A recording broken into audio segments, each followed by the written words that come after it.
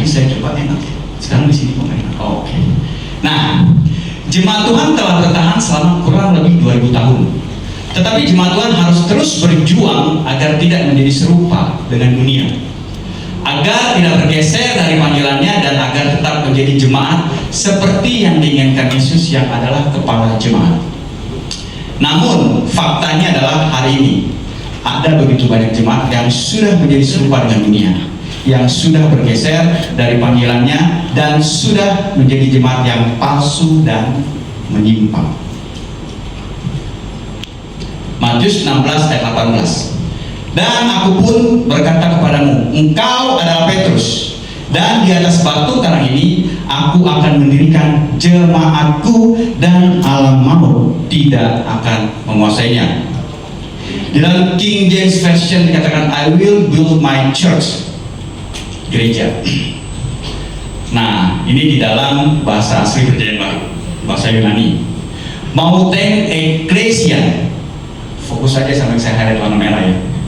Sekarang kita coba bandingkan ayat ini ya dengan 1 Korintus 1 ayat 2. Kepada jemaat Allah di Korintus, yaitu mereka yang dikuduskan dalam Kristus Yesus. Juga di dalam bahasa Yunani dikatakan te ecclesia to theo. Juga di dalam Efesus 1 ayat 22. Dan segala sesuatu telah diletakkannya di bawah Kristus, dan dia telah diberikannya kepada jemaat sebagai kepala dari segala yang ada. Ayat yang sama, Pantate Ecclesia. Kita dengar tadi jemaat, gereja, Ecclesia. Dikatakan bahwa gereja Tuhan adalah jemaat atau Ecclesia. Lalu, apa itu Ecclesia yang sesungguhnya? Ini Ecclesia kita sepakat, jemaat. Ayat-ayat yang tadi saya tampilkan itu, mereka tuh dipakai secara interchangeable, bisa dipakai bolak-balik. King James Version mengatakan church, Indonesia terjemahan baru bilang jemaat, bahasa Yunani bilang Ecclesia. Apa itu Ecclesia? Jawabannya ada di Matius 7:24. Setiap orang yang mendengar perkataanku ini dan melakukannya, ia sama seperti orang yang bijaksana yang mendirikan rumahnya di kerajaan. Ketutup, nggak bisa di-scroll ya? Tidak bisa. Oke. Nah, jadi jemaat yang sejati adalah setiap orang yang mendengar perkataan Yesus dan melakukannya. Jadi setiap kita yang mendengar dan melakukannya, itu adalah Ecclesia, itu adalah jemaat Tuhan. Sekarang kita mau mengetahui apa ciri dari jemaat yang sejati. Oke, nggak apa-apa kalau bisa skip aja. 3 ayatnya udah tahu, Matius 7:24. Penekanannya di sini aja. Mereka yang mendengar perkataanku dan melakukannya, itulah Ecclesia, itulah jemaatnya Tuhan. Jadi kalau cuma dengar nggak melakukan, cuma omdo doang itu belum jadi Ecclesia. Oke. Nah, kita mau tahu ciri jemaat yang sejati yang pertama adalah jemaat yang bertobat. Bapak Ibu bisa jelaskan di sini? Nggak kelihatan ya? Oke, saya baca tadi ya. Kisah Rasul 2 ayat 38. Jawab Petrus kepada mereka, bertobatlah, hendaklah kamu masing-masing memberi dirimu dibaptis dalam nama Yesus Kristus untuk pengampunan dosamu, maka kamu akan menerima karunia Roh Kudus. Jadi jemaat yang sejati adalah yang pertama jemaat yang bertobat. Alkitab membedakan pertobatan. Ada 2 yang dibedakan Alkitab. Yang pertama itu pertobatan percaya kepada Yesus sebagai Tuhan Yesus sama. Yang kedua adalah pertobatan hari-hari. Setelah kita percaya, kita kan nggak langsung suci murni, nggak buat dosa lagi, betul? Kita kan masih berbeban hari sering jadi bangun. Nah, jadi kalau kita mendengar kata bertobat, Alkitab mendefinisikan 2 arti itu. Apa sih maksud pertobatan sebenarnya? Pertobatan ini berarti perubahan pada pikiran, conversion of the mind, metanoia. Jadi orang yang hanya berubah secara lahiriah, misalnya dulu nggak pernah ke gereja, terus sekarang ke gereja, dulu nggak pernah datang konser, terus datang konser, nggak pernah doa, datang doa. Tapi kalau hati, pikirannya belum berubah, itu cuma apa ya bahasa bahasa mulai sekarang. Fake. Itu nggak bisa dibilang ia telah bertobat. Kenapa? Karena cuma lahirnya doang. Saya Kristen, pegang label Kristen, di mana orang Kristen hari Minggu harus ke gereja. Yang namanya orang Kristen harus pergi konser, harus ada dalam doa. Cuma lahirnya, tapi hati dan pikirannya nggak berubah. Conversion of the mind, itu pertobatan. Bapak Ibu, kita bersyukur ya bahwa kekristenan kita berbeda dari agama lain. Kenapa? Karena keselamatan kita itu bukan dihasilkan dari perbuatan baik.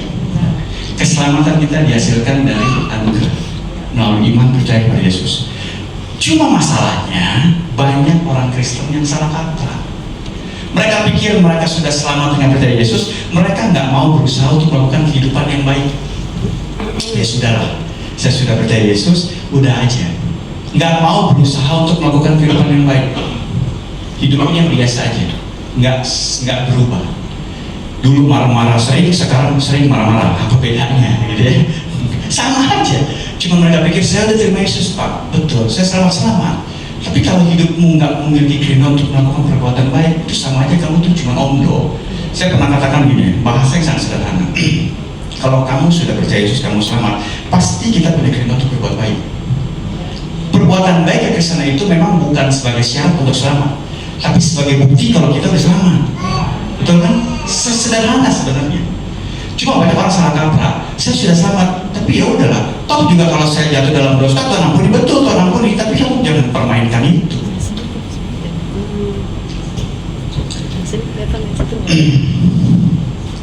Kenapa? Karena faktanya keselamatan nggak bisa diperoleh lewat perbuatan baik, betul? Kenapa? Karena secara hukum perbuatan baik memang tidak bisa menutupi pelanggaran. Maksudnya gini, saya kasih contoh yang sederhana. Saya berkendara di jalan, terus saya melanggar aturan lalu lintas. Udah terobos lampu merah, salah jalan, nggak pakai seatbelt juga. Singkat cerita, saya ditilang. Keluar surat tilang, saya tanggal 19. Ceritanya tanggal 19 saya ditilang dan akan disidang nanti tanggal 30. Nah, dari 19.30 itu punya banyak harinya. Itu tanggal 20 saya katakanlah datang ke Panti Jompo melakukan serangkaian kegiatan-kegiatan yang baik.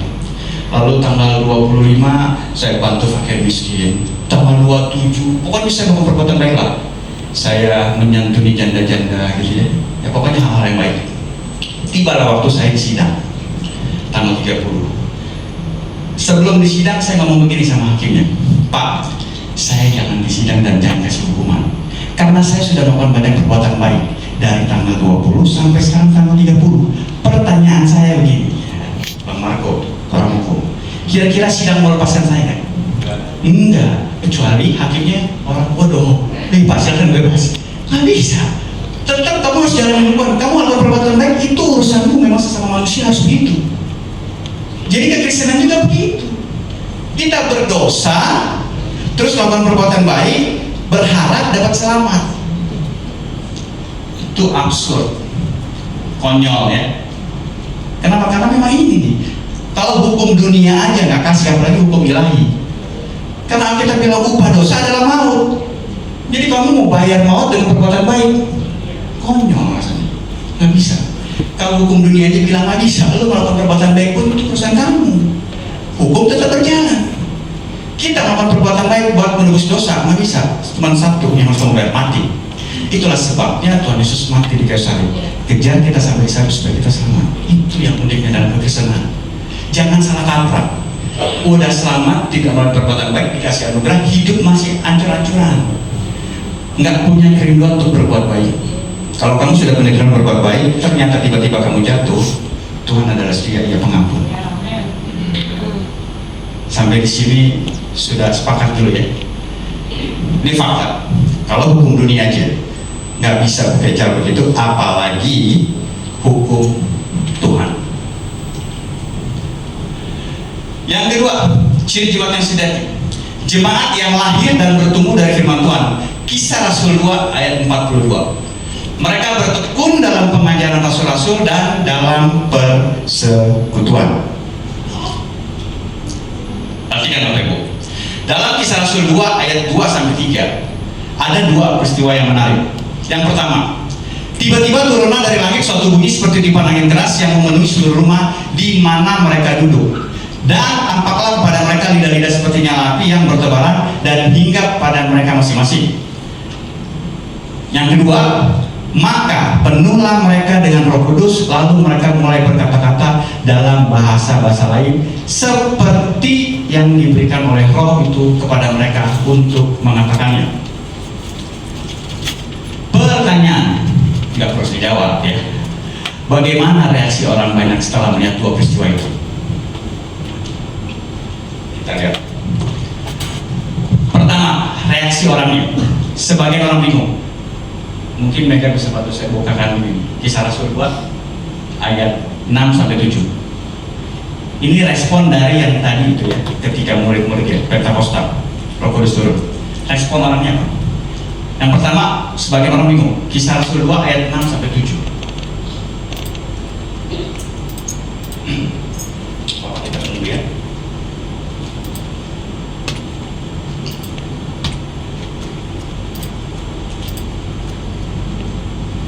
Kisah Rasul 2 ayat 6 7. Ketika turun bunyi itu berkerumunlah orang banyak. Mereka apa? Bingung. Jadi uping, umat bingung. Bingung karena mereka masing-masing mendengar rasul-rasul itu berkata dalam bahasa mereka sendiri. Balik lagi mereka. Oke, nggak apa-apa. Nah, udah ya, bingung ya, dapat bingung ya. Terus yang kedua apa? Sebagian orang menghakimi dan menyindir. Kisah Rasul 2 yang tadi tapi ayatnya 13. Yang pertama bingung, yang kedua menghakimi dan nyinyir ya. Bahasanya nyindir itu sih nyinyir ya, satir. Satir. Tetapi orang lain menyindir. Jadi jamaah kita pagi udah ada yang namanya satir. Jadi kalau sekarang ada yang nyindir-nyindir itu biasa. Alkitab ya. Itu konyol ya. Menyindir mereka sedang mabuk oleh anggur manis. Orang lagi kepenuhan Roh Kudus dibilang mabuk. Nah itu responnya. Balik lagi kan. Nah ya.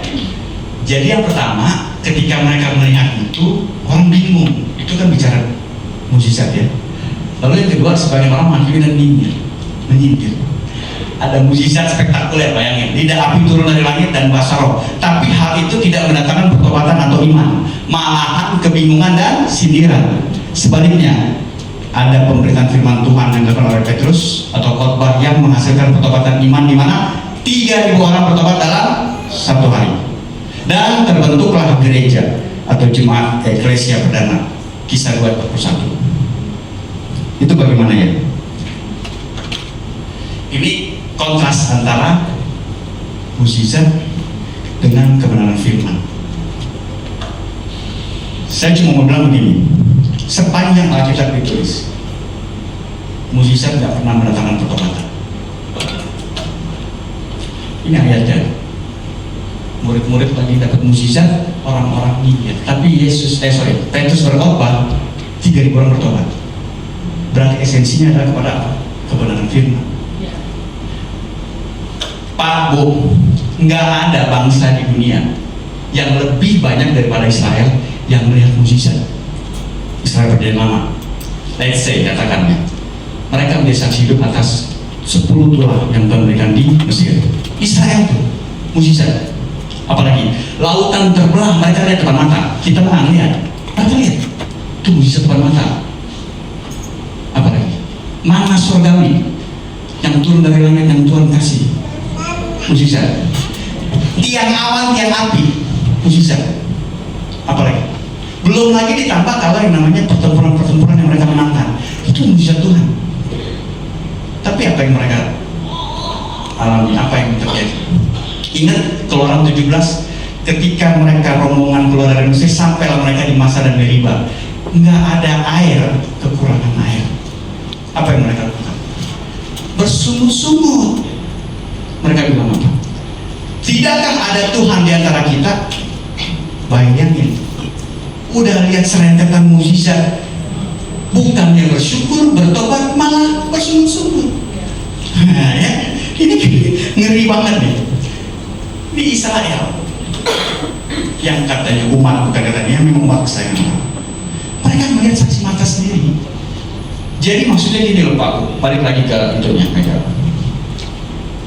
Mukjizat tidak menentang pertobatan, tapi kebenaran firman Petrus khotbah, Injil diberitakan, 3.000 orang bertobat dalam 1 hari. Ini berarti bahwa sebuah jemaat seharusnya lahir karena mendengar firman Tuhan dan bukan karena melihat mukjizat. Ini adalah ciri jemaat yang sejati, mendengar firman Tuhan. Ia lahir karena mendengar firman Tuhan, bukan karena melihat mukjizat. Mukjizat ada buat kita orang percaya, pertolongan Tuhan. Tapi mukjizat tidak melahirkan iman yang sejati. Tapi kebenaran firman melahirkan iman yang sejati. Ini sekaligus menunjukkan kepada kita superioritas atau keunggulan firman Tuhan daripada mukjizat, di mana iman yang sejati itu lahir dan mendengar firman Tuhan. Roma 10 ayat 17. Amin. Jadi iman yang sejati itu dari situ, bukan dari mukjizat. Tapi kalau Tuhan mengizinkan mukjizat terjadi atas hidup setiap kita, lalu kita bertobat, bisa. Tuhan punya banyak cara. Tapi penekanan ini. Jadi iman timbul dari mana? Pendengaran. Dan pendengaran oleh firman Kristus. Ini saya pernah ditanya sama gini, Pak, timbul dari pendengaran, orang budak bagaimana? Kenapa ayat ini muncul gini? Tahu nggak? Budaya dulu Yahudi purba, mereka terbiasa dengan yang namanya oral culture, budaya lisan. Jadi dalam setiap mengajar di sinagog mereka tuh begitu. Makanya kalau ayatnya pendengaran, mereka ngajarnya ngomong. Kalau kita kan sekarang modern udah banyak ya, bisa lihat visual. Mereka enggak. Oke, balik lagi ya. Mereka bertekun dalam pengajaran rasul-rasul dan dalam persekutuan. Apa maksud kalimat ini? Bertekun dalam pengajaran rasul dan dalam persekutuan. Dalam semua gereja, firman Tuhan harus menduduki tempat terutama atau yang paling penting. Firman Tuhan. Hamba Tuhan sendiri juga harus mengutamakan firman Tuhan. Di samping tugas-tugas lain seperti apa? Konseling, besuk, rapat, dan sebagainya. Tetapi semua itu nggak boleh menggeser tugas utamanya, yakni apa? Pengajaran firman. Iman timbul dari kebenaran. Kalau nggak ada pengajaran firman, dari mana iman bisa timbul? Sibuk dengan urusan-urusan lain. Ini bukan nggak baik, baik. Tapi lihat, nggak boleh geser. Kebenaran firman Tuhan harus jadi esensi. Selain hamba Tuhan, jemaat juga harus menekankan firman Tuhan. Sekalipun hamba Tuhan yang menekankan firman Tuhan, kita udah susah payah ngajarin jemaat. Tapi kalau jemaatnya nggak mau, maka nggak ada gunanya juga. Ironisnya gini Pak Bu, banyak orang Kristen ya datang ke gereja, penekanannya bukan kepada firman Tuhan ini, tapi kepada yang satu yang saya observasi, puji-pujian. Kalau gereja ya, puji-pujiannya full band lengkap. Artis surgawi itu kayaknya udah luar biasa ya, full band lengkap, penyanyinya udah kayak kita dilihat nonton konser. Itu kayaknya wah men, di situ tuh benar-benar puji-pujiannya enak ngeroh banget. Jadi datang cuma pujian untuk puji-pujian gitu. Udah kayak mereka dihipnotis dengan atmosfer. Itu baik, tapi kalau itu menggeser kebenaran firman, maka jadi gak baik. Apalagi selain puji-pujian, persekutuan. Maksudnya gini, persekutuan, jangan gagal paham. Datang ke satu gereja, itu circle-nya saya di situ. Saya merasa kalau di situ, aduh enak banget klik. Ini pengalaman pribadi ya. Berapa minggu lalu saya ketemu sama teman saya, teman SMA, ngobrol. Ini salah satu yang jadi target saya sebenarnya. Susah banget masuk keluar penjara, terus bahas firman kan. Singkat cerita dia bilang begini, kok saya lebih suka di gereja setan. Saya langsung, alamak, Tuhan kasih hikmat, bagaimana ceritanya? Kenapa kamu bisa suka gereja setan? Dia cerita sama saya, merinding saya. Jadi dia cerita gini, Pak, ini bahasa saya sama dia ya. Lu bayangin ya, gua ke gereja sekuler yang katanya gereja lu tuh, gua cerita masalah gua. Dia datang kumpul, kita berdoa bersama, Tiap hari doa mulu gua, nggak ada apa-apa. Terus gua maunya gimana? Gua kalau di gereja setan, gua datang, gua cerita, gua ada masalah, gua habis ditipu gini. Mereka semua patungan bantuin gua, langsung kasih duit. Lu bayangin kok, saya kenyataan nih, kenyataan kan? Jadi saya pikir ini ya, kok kenapa sih kita yang katanya jemaat Tuhan yang sejati, orang gereja, mendengar begini kayak skeptisisme banget. Di mana kasih kita? Apakah kita sekala dengan gereja setan? Mereka begitu cara kerjanya. Jadi gue nyaman di situ, gue nggak peduli kebenaran firman Tuhan, merasa circle-nya di situ. Itu yang saya bilang, datang gereja kalau kebenaran firman-nya nggak ditetapkan, nggak di apa ya namanya, doktrinasi, bicara doktrinasi, yang terjadi begitu. Ya setelah itu saya ngomong baik-baik, mencoba untuk supaya dia bisa mengerti. Tapi intinya saya nangkap maksudnya dia begitu ya. Jadi buat kita evaluasi ini, yuk Pak Bu, kita ini kan satu tubuh. Mana ada satu tubuh yang satu luka, yang satu nyumpah-nyumpahin, tangan kiri patah, tangan kanan bilang syukur loh bang enak. Enggak ada. Kita satu tubuh. Lihat teman satu susah, apa yang kita bisa bantu? Bantu doa, yes, amin. Selain doa juga kan ada yang namanya dana doi juga kan. Orang butuh itu Pak, bukan seberapa besar yang kita bisa kasih. Saya dalam kekurangan saya aja, ketika cerita begitu, teman-teman banyak yang nggak pernah muncul tiba-tiba datang ya, bro, tolong bantu kita dulu dong, 100, 200, lihat rekening tinggal kena. Mau bantu bagaimana ini? Tunggu nanti sore. Puji Tuhan ada aja berkat datang 200.000, nggak banyak Pak, nggak banyak. Tapi saya kasih itu, saya nggak bisa kasih apa-apa. Hamba Tuhan yang di luar, teman saya juga udah jadi hamba Tuhan duluan karena dia pas lulus kuliah, lulus sekolah masuk kuliah. Ada 2-3 kali lah kita di pelosok ini susah banget. Terakhir saya sangat nggak bisa bantu karena ya udah tak berdaya. Tapi saya berdoa, saya bilang mohon maaf kali ini saya nggak bisa bantu kamu, tapi saya berdoa pertolongan Tuhan bisa datang dari mana aja buat kamu. Cuma esensi ini untuk teman saya kayak begitu tuh, itu ya alasan kalau orang datang ibadah, kebenaran firman Tuhan nggak ditetapkan, benar-benar nggak didoktrinasi dengan benar. Mereka datang tuh dengan dua alasan itu yang paling familiar, betul nggak? Puji-pujiannya, persekutuannya, mereka merasa ini circle-nya gue, nih frekuensinya gue nggak klik di situ. Tapi firmannya kan kalau saya perhatiin enggak. Saya sebut satu nama gereja besar, pengajian firmannya sangat-sangat absurd, sesat, tapi umatnya banyak. Itu ironis juga tuh. Kenapa bisa begitu?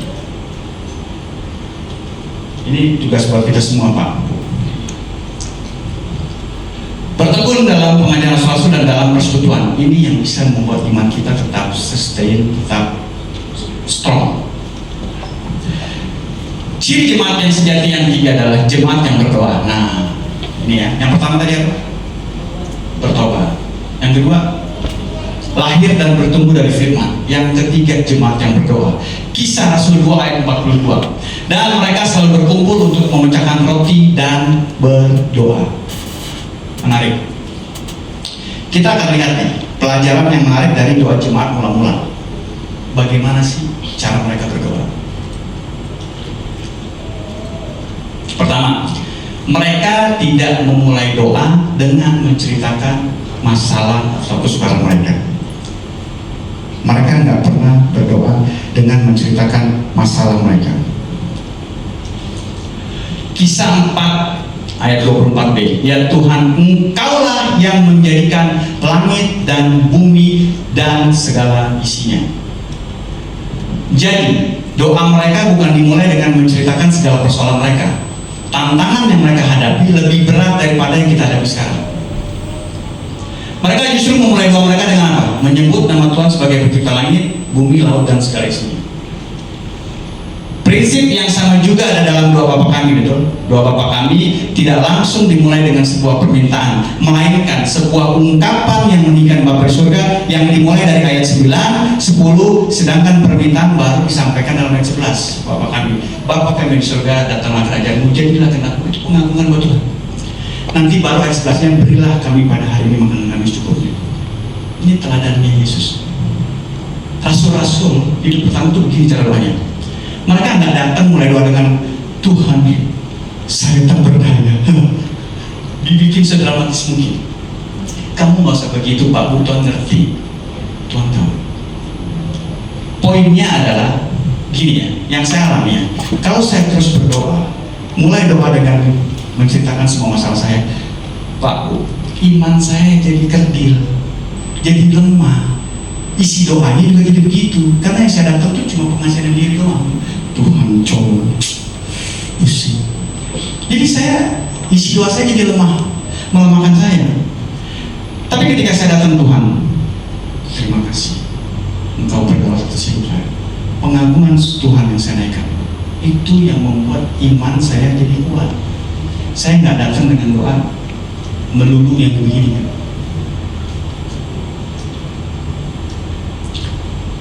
Mereka memandang pada rencana Allah dan pelaksananya, providence of God. Ini cara jemaat mula-mula berdoa.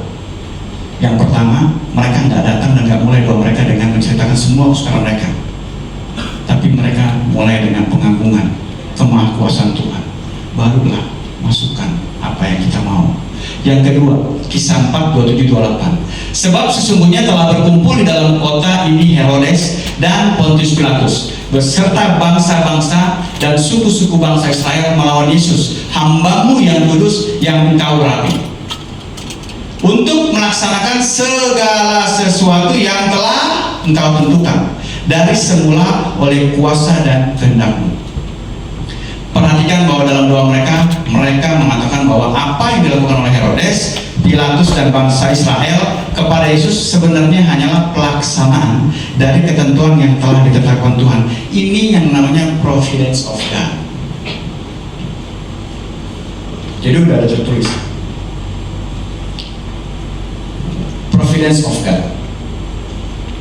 Pak Bu, semua yang terjadi sama kita itu enggak terjadi cuma secara kebetulan, termasuk masalah kita. Ini mukanya kayak penuh masalah banget ya. Muka beban berat ya. Percaya itu nggak kebetulan, ada kedaulatan Tuhan di dalamnya, providensinya Tuhan ada. Ya, kita ngerti ya. Kepercayaan kepada rencana Allah dan pelaksanaannya adalah sesuatu yang sangat penting pada waktu kita menghadapi masalah problem. Kamu udah ada dalam banyak masalah, banyak problem. Kalau nggak datang percaya sama Tuhan, mau kemana? Mbak Suri udah nggak ada juga. Kalau kita menganggap bahwa segala sesuatu terjadi secara kebetulan, maka kita pasti akan khawatir. Betul. Kalau terjadi kebetulan, maka kekhawatiran. Tapi kan kalau terjadinya memang udah ditetapkan Tuhan, terus apa sama khawatir? Tuhan sutradara kita nih. Jadi dalam bermain, di sini kamu mengalami jatuh bangun, tapi endingnya kan enak nih. Kayak kita kan masa nggak tahu. Kita kan cuma pemainnya doang. Sutradaranya Tuhan. Dia yang setting. Di tengah-tengah kita mengatur diri sendiri. Nggak enak nih kayak gini perannya. Padahal ujungnya kemuliaan tuh. Kayak jagoan ceritanya gitu datang belakangan. Kayak polisi dia datangnya kan tengah-tengah doang. Kalau kebetulan khawatir Pak Bu. Tapi kalau kebetulan, providence of God. Percaya sama kedaulatan Tuhan. Bahwa apapun yang terjadi sama kita ada maksud dan tujuan baik bagi kita. Amin. Tapi kalau kita percaya bahwa segala sesuatu bisa terjadi hanya kalau Allah sudah menentukan dan menggunakan kuasanya untuk melaksanakan ketentuannya, maka kita tidak akan khawatir. Karena kita tahu bahwa segala sesuatu ada dalam genggaman Allah yang mengasihi kita. Roma 8 itu apa? Tuhan turut bekerja dalam segala sesuatu untuk mendatangkan kebaikan bagi mereka yang mengasihinya. Ini udah jelas Pak. Masalah beban berat apa yang ada sama kita, kalau kita percaya providensinya Tuhan, maka tinggal tunggu waktu selesai masalahnya. Cuma baik dari kita tuh yang gak sabar. Ingat clue yang saya pernah sampaikan, bagaimana cara untuk kita senantiasa bisa mengucap syukur. Salah satunya begini, percaya akan kebaikan Tuhan. Kita kadang-kadang sok-sokan, merasa diri udah paling lemah, paling hina, paling deh pokoknya. Padahal Tuhan bilang, enggak nak, sabar. Saya yang saudara kamu, saya atur skenario nya. Providence of God. Saya memahami ini sudah lama, tapi saya berpikir, Tuhan, apa iya ya? Tapi ternyata ketika tadi baca ayat-ayat itu, ya benar. Bahkan di Yesus mati disalib pun itu nggak kebetulan, karena memang udah ada rencana di dalam kekekalan. Apalagi hidup kita. Jadi kalau sekarang Bapak Ibu ada dalam beban berat, ada dalam masalah, percaya Pak Bu, percayakan kebaikan Tuhan, ujungnya akan mendatangkan kebaikan buat kita. Ya. Tapi kalau kata tunda semua orang ini beda lagi. Tunda semua orang ini bilang gini, hukum fisika, gaya berbanding lurus sama tekanan, betul? Jadi kalau hidupmu banyak tekanan, dipastikan hidupmu pasti banyak gaya. Ya, jadi benar juga sekarang. Itu kan hikmat dunia ya. Gaya berbanding lurus sama tekanan. Kalau hidupmu banyak tekanan, udah pasti hidupmu juga banyak gaya. Ya, jadi sekarang saya juga nggak mau banyak gaya juga. Satu gaya aja. Intermezzo aja ya. Tapi itu dikatakan dalam seminarnya. Memang nggak gampang Pak Bu. Apalagi kalau sekarang kita lagi dalam masalah yang rasanya kiri tembok, kanan jurang. Apalagi coba tuh deh, kiri tembok, kanan jurang, depan apa? Sungai belantara. Enggak ada jalan. Tapi masih ada jalan dari atas Tuhan angkat. Amin. Itu yang juga saya lagi nantikan Pak. Mari kita membawa kepada Tuhan setiap pergumulan kita dalam doa dengan sikap yang sama seperti yang ada pada jemaat abad pertama. Tuhan akan dengar dan akan kabulkan doa kita. Amin. Percaya Pak Bu. Jemaat yang sejati, jemaat yang menaruh prinsip hidupnya kepada Alkitab, yang melakukan pertobatan, nggak hanya cuma datang kepada Yesus percaya, nggak punya kerinduan untuk berbuat baik, nggak ada confession of mind, maka useless, semua sia-sia. Pertobatan yang benar tuh yang gitu, bukan secara lahiriah, tapi karakternya makin hari makin diperbaiki. Yang dulu sering marah-marah 10 kali setelah firman Yesus, marah-marahnya masih ada, tapi berkurang 5 kali, ya masih ada, tapi kan berkurang. Progres dong. Kekristenan itu kan nggak stagnan langsung, progres pelan-pelan. Jadi kalau pakai grafik tuh tar naik, tar turun, naik turun, naik turun. Tapi kalau kita tarik garis lurus dari awal kita start sampai kita di ujung, pasti grafiknya naik. Sekalipun turun naik gitu kan. Jangan mungkin juga langsung naik terus turun terus. Ada dong kerinduan untuk berbuat baik. Pertobatan itu penting. Itu ciri jemaat yang sejati, yang lahir dari firman. Udah bukan gayanya kita lagi sekarang mikirin hal-hal yang apa sih, baper-baperan gitu. Ish, ya tuh gimana, capek hidup gitu, bener, pegel. Ish, dia pakai baju merah, ih baju merah doang dimasalahin gitu. Apa yang salah dari mereka? Tapi kalau umat Tuhan, gereja Tuhan menerapkan kebenaran firman, semua hal-hal yang dibangun adalah tentang kebenaran firman, saya percaya kok karakter kita sebagai umat Kristen pasti akan unggul. Nggak gampang tuh yang namanya sakit hati sama orang, kecewa sama orang, kesal sama orang. Itu kan semua tergantung respon kita, bukan soal apa-apa. Responnya gimana? Saya di jalanan ditabrak, mau marah bisa, saya ini kan korban. Tapi apa itu yang saya masalah? Respon saya biasa aja sih. Cuma datang lihat di mobil, aduh Pak, pengen mobil saya nggak ada duit buat perbaiki Pak. Malas begitu, nggak usah khawatir Pak, kasih kartu nama, besok datang. Kan enak gitu ya. Digitung ditabrak naik motor sampai pecah spakbor saya. Udah mau marah-marah saya. Balik badan katanya pistolnya di sini, nggak jadi. Untung Tuhan tolong. Coba kalau saya marah-marah mati konyol. Orang saya udah pelan-pelan gitu ditabrak gue. Gitu triknya saya. Aduh Pak, nggak punya duit buat benerin ini Pak. Aduh. Udah jadi motor deh. Saya habis piket malam ngantuk. Kasih duit, gue peceng. Spakbor cuma paling goban. Gue peceng. Respon. Coba kalau responnya yang aneh-aneh. Ini peceng di sini. Sampai saya pernah ngalamin itu. Saksi hidup berdua. Udah mau jago-jagoan tuh. Wah, kebut-kebutan di Muara Angke. Lagi-lagi lihat sepatunya di jebok pakai becek lagi. Ih, jadi gara-gara ini. udah lo jalan di masalah, lewat aja. Kita nggak usah ikut-ikutan. Yang kayak begitu Pak Bu, orang Kristen sekarang fokusnya begitu aja. Fokus aja sama kebenaran firman. Apa yang Bapak Ibu dapatkan dalam devotion Bapak Ibu, dalam perenungan hari-hari, dalam sabda Bapak Ibu, itu aja yang dijalani. Eklesia tadi bilang apa? Mereka yang mendengar perkataanku dan melakukannya, itu adalah jemaat yang sejati. Jadi jangan cuma dengar doang. Akhirnya kamu jadi jakoni. Ujung-ujungnya nggak bisa ngelakoni, cuma ngajar doang. Jemaat yang lahir dan bertumbuh dengan firman, itu jemaat yang sejati. Jemaat yang berdoa. Nggak peduli Bapak Ibu mau berdoa dimanapun, I don't care. Yang penting berdoa aja. Mulailah doa kita, tirulah gaya jemaat mula-mula, di mana mereka berdoa bertumbuh bersama.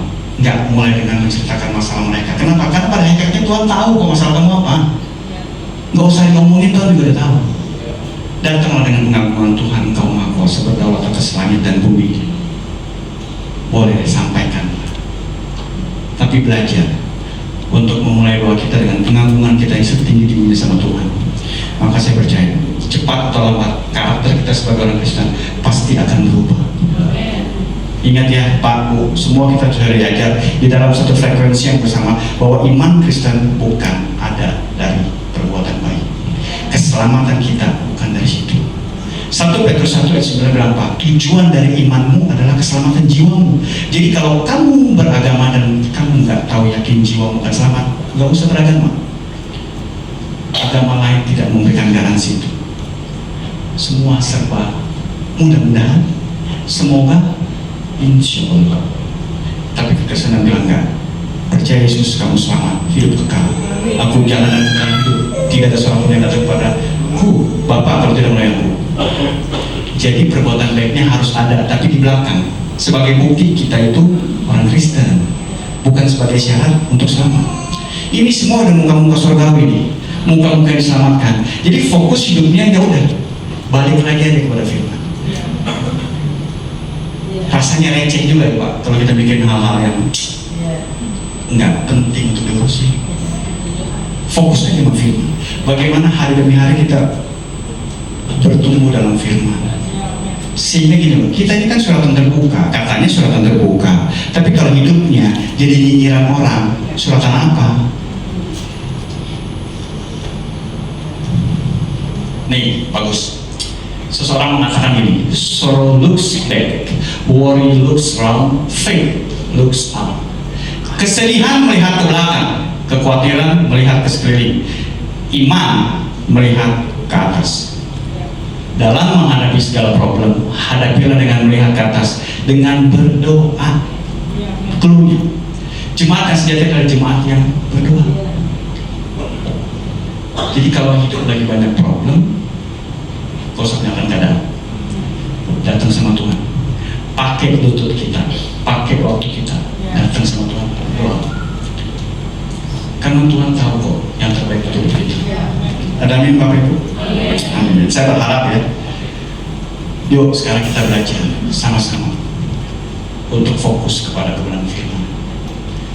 Kita udah hidup di zaman akhir Pak, udah jangan lagi ngomongin hal-hal yang gak berguna deh, apalagi yang menjatuhkan iman seseorang. Itulah sebabnya saya selalu ajarin anak-anak istri saya, kalau kita lagi dalam keadaan emosi, lebih baik diam. Karena biasanya kalau lagi emosi, lidahnya lebih cepat daripada otaknya, betul nggak? Iya dong, ini dulu yang ngomong. Sumpah serapanya di sini dulu, ini berpikir belakangan. Apalagi kalau lagi dalam mengambil hal-hal yang penting. Kalau hati lagi gundah gulana, pikiran lagi kalut, jangan pernah memutuskan apapun. Datang kepada Tuhan, minta hikmat sama Tuhan, berdoa dengan baik. Apa langkah yang harus diambil Tuhan? Jangan memutuskan apapun. Saya pernah memutuskan satu masalah dengan keadaan emosi, akhirnya nggak jadi benar, malah jadi blunder. Amin. Belajarlah untuk memiliki iman yang benar, yang mengalami pertobatan hari lepas hari, yang belajar dan bertumbuh dari firman. Saya bukannya anti mujizat, enggak. Saya percaya mujizat Tuhan pasti akan selalu ada buat kita semua orang yang percaya. Tapi penekanannya adalah iman yang esensi itu lahirnya dari kebenaran firman. Kalau Tuhan juga mengisikan bisa terjadi, bisa juga. Tapi kembali lagi pada providensinya Tuhan. Ayat-ayat yang tadi kita sudah baca membuktikan bahwa jemaat mula-mula dibangun dari kebenaran firman. Sekali berkhotbah 3.000 orang. Sudah ada yang pernah ngalamin ekor itu belum kira-kira ya? Sepanjang ini belum ya. Satu hari loh 3.000 orang bertobat. Dari apa? Mujizat? Enggak. Orang Israel banyak banget dari mujizat enggak bertobat. Bersungut-sungut. Tapi ketika kebenaran firman, Injil diberitakan, mereka bertobat. Percaya pada Yesus. Amin. Kita tundukkan kepala, kita berdoa. Terima kasih Tuhan Yesus. Kebenaran firman-Mu telah disampaikan. Hamba-Mu berbicara.